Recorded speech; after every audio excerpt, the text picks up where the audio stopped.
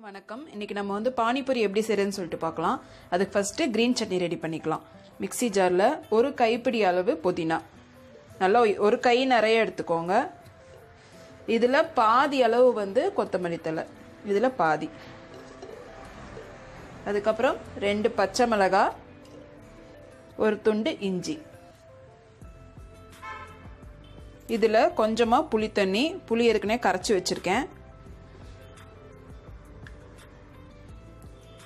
ஒரு 4 spoon 5 spoon அந்த மாதிரி போட்டுக்கோங்க.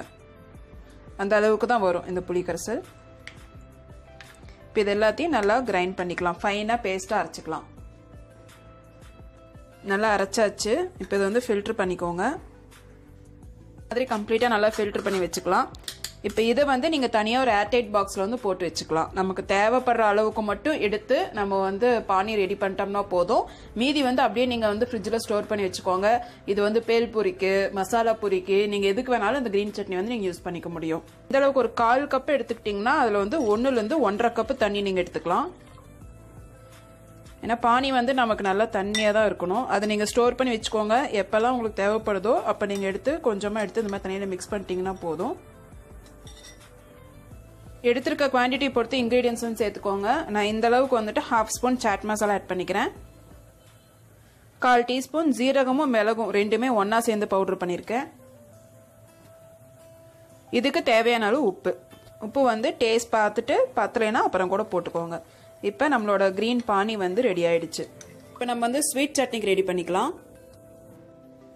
ஃபர்ஸ்ட் வந்து பேரிச்சம்பழம் போட்டுக்கலாம். உள்ள இருக்க சீட்லாம் எடுத்துட்டு ஒரு 12 பேரிச்சம்பழம் போட்டுக்கிறேன்.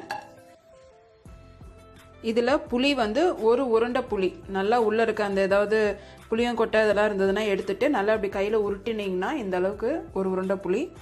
உங்களுக்கு எவ்வளோ குவான்டிட்டி வேணுமோ அதுக்கு தகுந்த மாதிரி செஞ்சுக்கலாம். நான் வந்து ஓரளவுக்கு நம்ம மீடியமாக செஞ்சு ஸ்டோர் பண்ணோம்னா போதும். அதுக்கு மேலே செஞ்சாலும் வேஸ்ட் ஆகிடும். இப்போ இதில் வந்து 1/2 கப் அளவு வெல்லம் சும்மா பாதி அளவுக்கு நுணுக்கி போட்டுக்கோங்க. இதில் வந்து தண்ணி ஊற்றி நல்லா நம்ம இது எல்லாத்தையும் பாயில் பண்ணிக்கலாம். நல்லா வெல்லம்லாம் கரைஞ்சி ஒரு கொதி வந்ததும் இதில் 1 ஸ்பூன் சாட் மசாலா, 1 ஸ்பூன் மிளகாத்தூள்,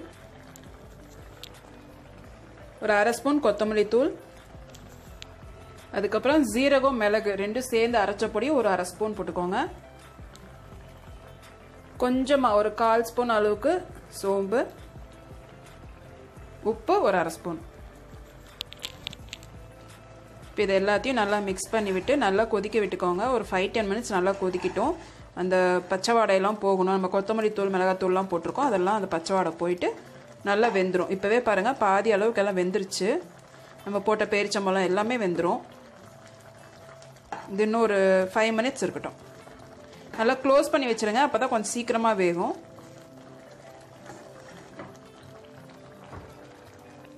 பாருங்க நல்லா வெந்துட்டு இந்த மாதிரி நல்லா கெட்டியாயிடுச்சு. இப்போ இதை ஆஃப் பண்ணிடலாம். அடுப்பை ஆஃப் பண்ணிவிட்டு இது நல்லா ஆற வச்சுடுங்க. ஆற வச்சுட்டு மிக்ஸி ஜாரில் போட்டு நல்லா பேஸ்ட்டாக அரைச்சிக்கோங்க. அதுக்கப்புறம் ஃபில்டர் பண்ணி எடுத்துக்கோங்க. அந்த சின்ன சின்ன ஏதாவது கெட்டியாக இருந்தாலும் அது வந்து நல்லா ஃபில்டர் ஆகிக்கும். ஃபுல்லாக வடிகட்டியாச்சு. இப்போ இதுலேயும் நம்ம வந்து எடுத்து ஸ்டோர் பண்ணி வச்சுக்கலாம். எப்படியும் ஒரு 2 மந்த்ஸ்க்கு வச்சு யூஸ் பண்ணலாம். இப்போ இதுலேயும் நம்ம ஒரு 2 ஸ்பூன் இல்லைன்னா 3 ஸ்பூன் வச்சுட்டு மீதி எல்லாத்தையும் எடுத்து ஸ்டோர் பண்ணிக்கலாம்.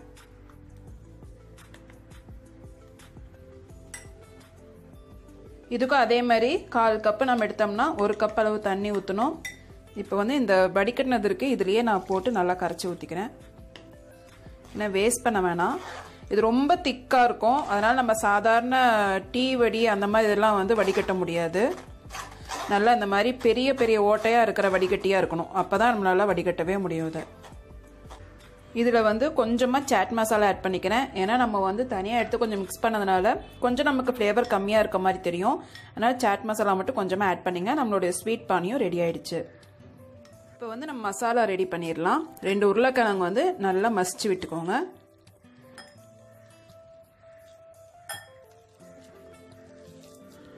நல்லா மசிச்சு விட்டாச்சு. இப்போ இதில் வந்து கொஞ்சமாக கொத்தமல்லி தூள், அதுலேயே காரத்துக்கு தகுந்த மாதிரி வரமிளகாத்தூள், நீங்கள் எவ்வளோ காரம் வேணுமோ அதுக்கு தகுந்த மாதிரி போட்டுக்கோங்க. ஒரு 1/2 ஸ்பூன் சாட் மசாலா, ஒரு 1/4 டீஸ்பூன் அளவுக்கு ஜீரகம் மிளகு ரெண்டும் போட்டு பவுடர் பண்ணியிருக்கேன். இதுக்கு தேவையான உப்பு, பொடியாக நறுக்கி வச்சிருக்க வெங்காயம், கடைசியாக பொடியாக நறுக்கி வச்சிருக்க கொத்தமல்லி தழை, இது எல்லாத்தையும் போட்டு நல்லா மிக்ஸ் பண்ணிக்கோங்க. அவ்வளோதான், நல்லா மிக்ஸ் பண்ணியாச்சு. இப்போ நம்ம வந்து சர்வ் பண்ணலாம். எல்லாமே ரெடியாக இருக்குது. இப்போ வந்து நம்ம பூரி வந்து ரெடி பண்ணிக்கலாம்.